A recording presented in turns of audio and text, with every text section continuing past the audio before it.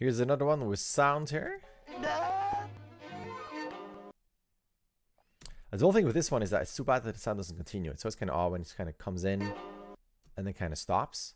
And that's an odd.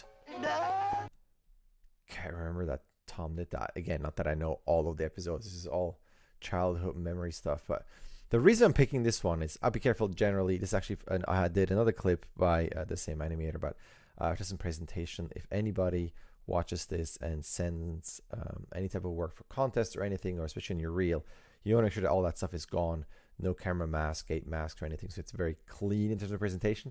So I wanted to include that one. But also, I really like this section through there. Again, this feels very old school Tom. And I love that change in those arms. It's such a great pose to cross these to then get out into that. And that feels also very Tom. But also the main reason why I'm grabbing this one is because of, even though this is all exaggerated and cartoony and you got all the nice poses and very reminiscent of the 2D Tom, let's pretend, again, I can't remember if this is straight from the 2D cartoon, but if you have something like this, I'd still be careful in terms of, if you go out this way and then you hold that and you go back and it's in CG, just, I know there's something that just to me accentuates that very clean CG line where it's just too straight.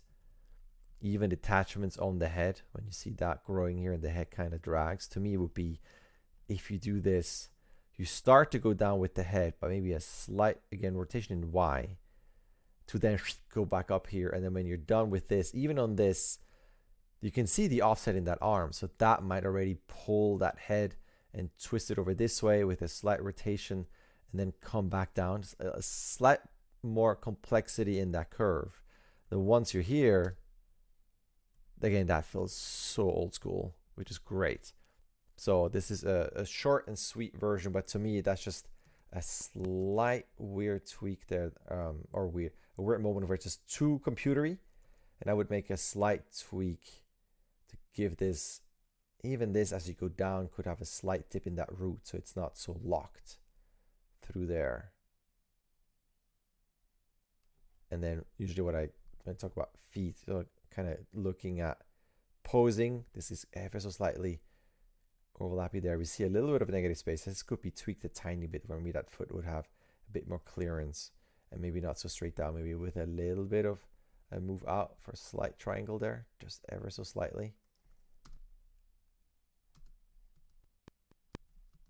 Even this here on that hand, sometimes there's some spacing moments where it feels like it's a bit too pivoting off of right there as the rest of the wrist rotates over, or give this a bit more of a moving hold on that upper arm to get into this and potentially just kind of reshaping some of these lines so they're not so even here, giving this a certain route. And it's like, this feels really nice with the squash and the stretch in this case here, so giving that same feel in there would be kind of nice.